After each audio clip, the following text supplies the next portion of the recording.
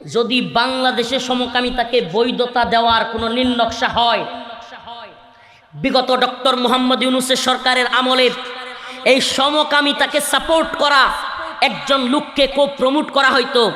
Doctor Mohammad Yunus খুব কাছাকাছি তাকে রাখতো।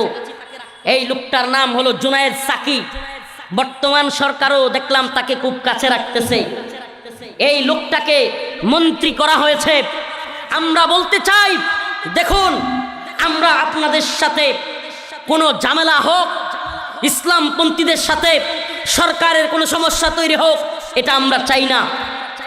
আপনারা আমাদের সাথে কারাগারে ছিলেন, অনেক নির্যাতন নিপীড়নের সাক্ষী আপনারা আমাদের সাথে। অতএব আমরা কখনোই চাই না সরকারের সাথে উলামায়ে কেরামের কোনো ঝামেলা হোক।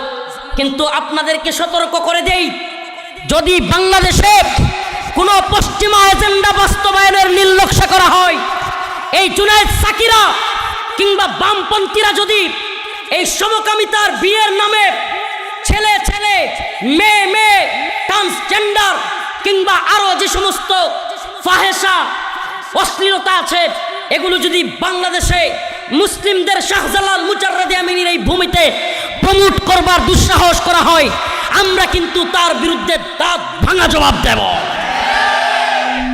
মব মব বইলা চিল্লাইয়া তখন কিন্তু রেহাই পাবেন না। সবাইরে মব মব বইলা চিল্লাইয়া থামায় রাখতে পারবেন না। এজন্য বলি, সমকামীদেরকে দ্রুত শাস্তির আওতায় আনুন, সমকামীদেরকে শাস্তির আওতায় আনুন। এরা কিভাবে ওপেন মামলার ভয় দেখায়, ওপেন রাস্তায় কিভাবে আন্দোলন করতে পারে, এদেরকে থামান। বাংলাদেশের আলেম ওলামাদেরকে, এদেশের তাওহীদবাদী প্রজন্মকে কোনোভাবেই আমরা চাই না রাস্তায় নামিয়ে একটা বিশৃঙ্খল পরিস্থিতি তৈরি হোক, এটা আমরা কোনোভাবেই আশা করি না। কিন্তু আমরা এটাও আশা করি না যে আমাদের এই বাংলাদেশে, এই মসজিদ মাদ্রাসার ওলিয়া উলিয়ার বাংলাদেশে, পীর মাশায়েখের বাংলাদেশে, মুসলমানদের এই দেশে সমকামীর প্রমোটকারীরা, নাউজুবিল্লাহ, আপনি চিন্তা করতে পারেন, নাউজুবিল্লাহ, মানে ছেলেতে ছেলেতে, মেয়েতে মেয়েতে, নাম দিছে এলজিবিটি, সমকামী, তারা অধিকার চায় তাদের, নাউজুবিল্লাহ। আমি তো বলি এদের অধিকার একটা আছে, সবগুলো শয়তানরে একটা দ্বীপের মধ্যে ছাইরা দেন। এরা বংশও বাড়াইতে পারবো না, ছেলে ছেলে একসাথে যাই করুক, বাচ্চা তো রইব না। এরা বংশও বাড়াইতে পারবো না, সবগুলো মইরা ওখানে খাটাসগুলো শেষ হয়ে যাবে। আল্লাহ রাব্বুল আলামিন রহমান রহিম যেমন বলেছেন, দয়ার সাগর বলেছেন, আদরের কথা, ভালোবাসার কথা যেমন বলেছেন, শাসনের কথাও বলেছেন, জান্নাতের কথা যেমন বলেছেন, জাহান্নামের কথাও বলেছেন। ইসলামের মধ্যে উদারতা শিক্ষা দেওয়া হয়, মানবতার শিক্ষা দেওয়া হয়, ভালোবাসার শিক্ষা দেওয়া হয়।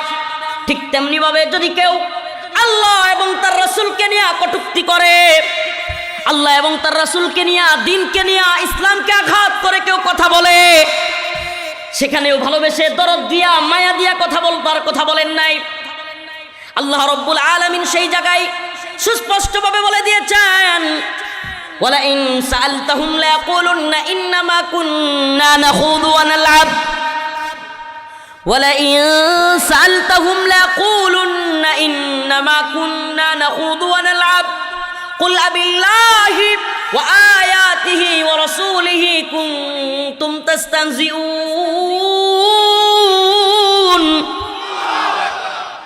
আল্লাহ রাব্বুল আলামিন বলেন, ও নবী, হে রাসূল, আপনি জিজ্ঞেস করেন, হে আমার প্রিয় হাবিব, আপনি তাদেরকে জিজ্ঞেস করেন, ওয়ালা ইন সাআলতাহুম লায়াকুলুন্না ইন্নামা কুন্না নাখুযু ওয়া নালআব।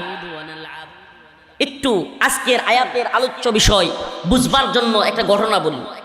তাবুক যুদ্ধের সময় এক মজমার ভিতরে কোরআনের আলোচনা হচ্ছে। কি হচ্ছে? কোরআনের আলোচনা হচ্ছে। এমন সময় এক লোক বলতেছে, এই কোরআন পাঠকারীরা কতই না মিথ্যুক, নাউজুবিল্লাহ।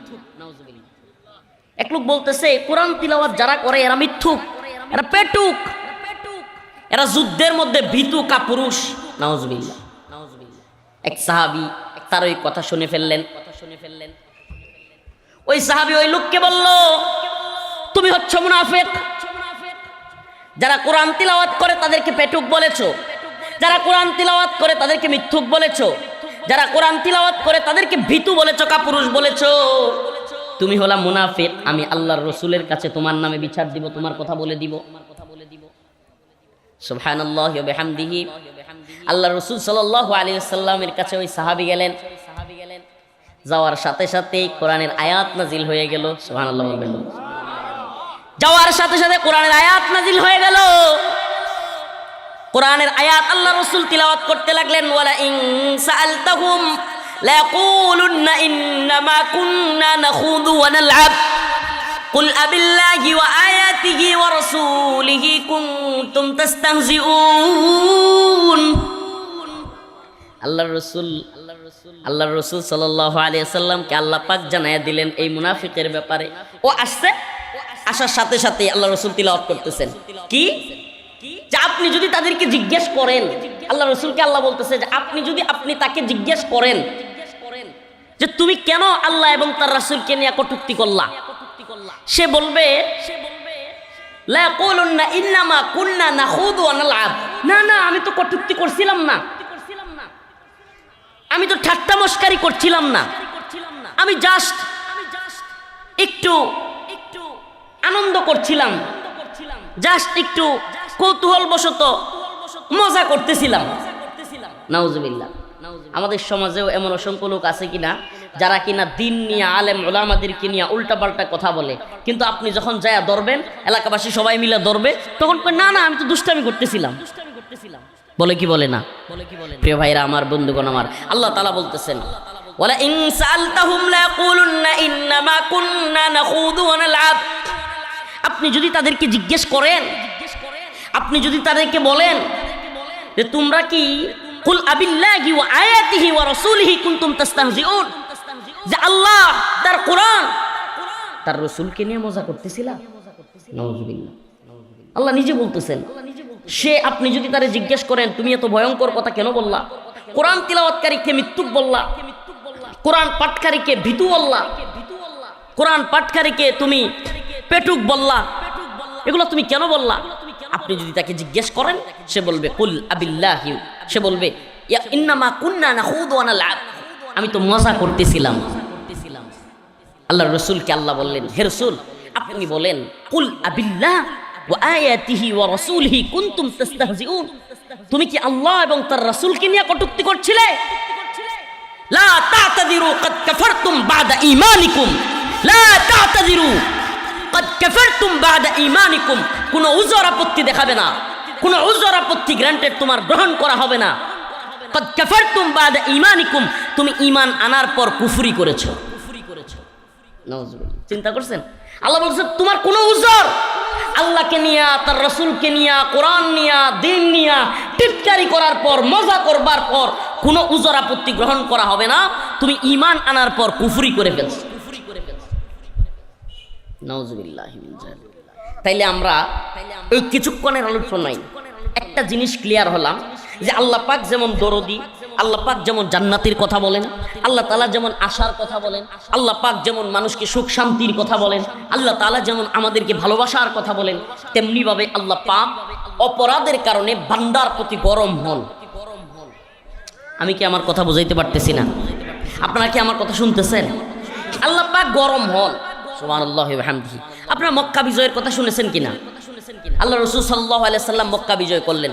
মুহূর্তটা কেমন আপনারা একটু বলি, মুহূর্তটা কেমন? মনে করেন একদল লোক আপনারে আহত করলো, আপনার সন্তানকে হত্যা করলো, আপনার সামনে আপনার স্ত্রীকে লাঞ্ছিত করলো, এলাকায় নাউজুবিল্লাহ নির্যাতন করলো, নিপীড়ন করলো। এরপরেও তার খায়েশ মিটে নাই, শেষ পর্যন্ত আপনার এলাকা থেকে আপনার পরিবার, আপনি সহ সবাইকে তাড়িয়ে দিল। আপনি আপনার রাষ্ট্রে থাকতে পারবেন না, অন্য এক দেশে চলে গেলেন। একবার কল্পনা করেন, অন্য ওই দেশে যাওয়ার পর আপনি সংগঠিত করলেন লোকজনকে, আপনি সংগঠিত হলেন, তারপর আবার আপনি পূর্বের দেশ বিজয়ী করলেন, ফিরে আসলেন।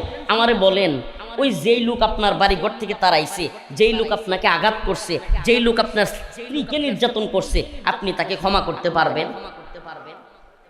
সুবহানাল্লাহি ওয়া বিহামদিহি, সুবহানাল্লাহি ওয়া বিহামদিহি। ইন্না ফাতাহনা লাকা ফাতহাম মুবিনা। আল্লাহ রাব্বুল আলামিন আল্লাহর রাসূলকে সুস্পষ্ট বিজয় দান করেছিল।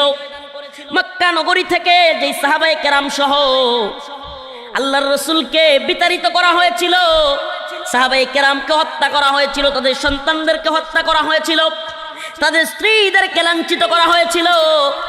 আল্লাহর রাসূল মক্কা থেকে মদিনায় হিজরত করে তার নিজের ভূমি থেকে বিতাড়িত হয়ে ওই দেশে গেলেন। ওই দেশে গিয়া সংগঠিত হলেন, ঈমানের দাবিতে সাহাবায়ে কেরামকে সংগঠিত করলেন। আবার যখন সংগঠিত হইয়া একত্রিত হইয়া মক্কা বিজয় করলেন, আল্লাহ রাব্বুল আলামিন কেমন রাসূল পাঠাইলেন, সুবহানাল্লাহ। আল্লাহর রাসূল সমস্ত কাফেরদেরকে ক্ষমা ঘোষণা করে দিলেন। মনে করেন আপনি একটা দলের নেতা, আপনি একটা দলের নেতা, এখন আমনের দলের প্রায় লোকদেরকে হত্যা করা হয়েছে, আমনের দলের লোকদেরকে আহত করা হয়েছে, আপনার দলের লোকদের নারীদেরকে লাঞ্ছিত করা হয়েছে, তাদের সন্তানদেরকে হত্যা করা হয়েছে। এখন আপনার দল বিজয়ী হয়েছে, এখন আপনি বললেন যে আমি সবারে মাফ করে দিলাম, কারো কোনো বদলা নিব না। আমি চ্যালেঞ্জ করলাম, পৃথিবীতে কোনো দলের নেতা নাই যেই দলের নেতাকে ওই নেতার কর্মীরা মানবে না, বলবে লিডার আপনার এই কথা মানি না, আমরা তাদেরকে হত্যা করব, আমাদেরকে হত্যা করছে আমরা হত্যা করব, আমাদেরকে বাড়ি ছাড়া করছে আমরাও বাড়ি ছাড়া করব। সাম্প্রতিক একটা উদাহরণ দিই তাইলে বুঝবেন। 2021 সালে আফগানিস্তানে তালেবান মুল্লারা, সুবহানাল্লাহি ওয়া বিহামদিহি, মুল্লা ওমর রাহিমাহুল্লাহর উত্তরসূরিরা আফগানিস্তান আমেরিকার দালালদের হাত থেকে মুক্ত করছে, স্বাধীন করছে। আমেরিকার দালালদের হাত থেকে, গানি সরকারের, আশরাফ গানির সরকারের হাত থেকে মুসলমানদের দখলে নিয়ে আসছে। আপনারা দেখছেন কিনা, খেয়াল আছে কিনা, ওই আফগানিস্তানে তালেবান ক্ষমতায় আসার সাথে সাথে যেইগুলো তালেবানের উপর নির্যাতন করছিল, মুল্লাদের উপরে নিপীড়ন চালাইছিল, এরা বিমানের চাক্কা ধইরা পর্যন্ত চলে যেতে চাইছিল। মানে বিমানে তো উঠছেই, যেগুলা বিমানে উঠতে পারে নাই ওগুলা ডরায় গিয়া চাক্কায় ধরছে। কি জন্য ধরছে? কারণ এরা চিন্তা করছে আমরা তালেবানের উপর নির্যাতন করছি, নিপীড়ন করছি, এখন তালেবান ক্ষমতায় আসছে, সর্বনাশ হয়ে যাবে। দেখেন নাই বাংলাদেশেও একদল যখন বুঝছে যে 17 বছরে ক্ষমতা শেষ, সবগুলো বাপ দাদা 14 গোষ্ঠী মিল্লা 300 এমপি সহ সব পালাইছে। পৃথিবীর ইতিহাসে মনে হয় এমন নজির নাই যে সব আসনের এমপিরা পালাইছে। মন্ত্রী, এমপি, প্রধানমন্ত্রী, রাষ্ট্রপতি, স্পিকার, এই কি বলে ইমাম সহ পালাইছে, জাতীয় মসজিদের খতিব সহ পালাইছে। তাইলে আপনি চিন্তা করেন, আল্লাহ রাসূল সাল্লাল্লাহু আলাইহি ওয়াসাল্লাম যখন সাহাবায়ে কেরামকে নিয়ে বিজয় করলেন, এর চাইতেও বেশি নির্যাতন আল্লাহ রাসূলকে তার সাহাবীদেরকে করা হয়েছিল। কিন্তু যখন তিনি ফিরে আসলেন, কি বললেন? ক্ষমা ঘোষণা করা হলো, ক্ষমা ঘোষণা করা হলো। কিন্তু আল্লাহর রাসূলকে যে গালি দিয়েছিল, এই এত ক্ষমার ভিতরেও আল্লাহর রাসূল বললেন যে আমাকে, আমার আল্লাহকে এবং দ্বীনকে উপহাস করত, গালাগালি করত, এদের কোনো ক্ষমা নেই। সুবহানাল্লাহ বলবেন না? এই জিনিসটা বোঝানোর জন্যই আজকের আলোচনা।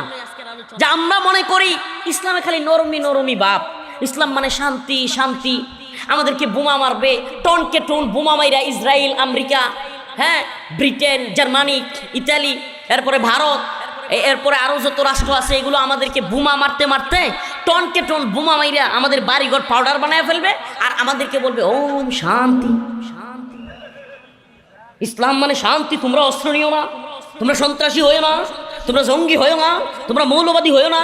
মানে খালি সব ট্যাগ, খারাপ দিকগুলো মুসলমানদেরকে দিবে। পুরো পৃথিবীতে সবচাইতে বেশি মানুষ হত্যা করেছে যে রাষ্ট্রগুলো, এর মধ্যে একটা হলো ইসরায়েল আর একটা হলো আমেরিকা। অথচ আপনি বলেন আমেরিকারে কেউ জঙ্গি কয়, আমেরিকারে কেউ সন্ত্রাসী কয়, ইসরায়েলরে কেউ সন্ত্রাসী কয়। কি আশ্চর্য কথা! মানে আপনাদের এলাকায় সবচেয়ে বেশি যে লোকটা খুন করে, যে লোকটা সবচেয়ে বেশি মানুষকে মারে, যে লোকটা সবচেয়ে মানুষের নির্যাতন করে, নিপীড়ন করে, মানুষের বউরে খারাপ কাজ করে, সব করে, কিন্তু হ্যাঁ হইল এলাকার মধ্যে সবচেয়ে বড় দানবী, সবচাইতে বড় ভালো মানুষ। কল্পনা করতে পারেন? ভণ্ডামিরও তো একটা লিমিট থাকা দরকার। মানে সবচাইতে বেশি মুসলমানদের হত্যা করছে আমেরিকা, ইরাকে হত্যা করেছে আমেরিকা, লিবিয়ায় হত্যা করেছে আমেরিকা, সিরিয়ায় হত্যা করেছে আমেরিকা, পুরা পৃথিবীতে, আফগানিস্তানে হত্যা করেছে আমেরিকা, গোটা পৃথিবীতে মুসলমানদেরকে হত্যা, ইয়েমেনেও হত্যা করছে আমেরিকা, সেই মালি সোমালিয়াতেও আমেরিকা এবং পশ্চিমারা মুসলমানদেরকে হত্যা করছে। গোটা পৃথিবীতে মুসলমানদেরকে মারে, মানুষদেরকে হত্যা করে, ছোট ছোট বাচ্চাদেরকে হত্যা করে। ওই দিন তো ইরানের হসপিটালে, ইরানের শিক্ষার বিদ্যালয়গুলোতে পর্যন্ত বোমা মেরে শত শত বাচ্চাদেরকে হত্যা করেছে।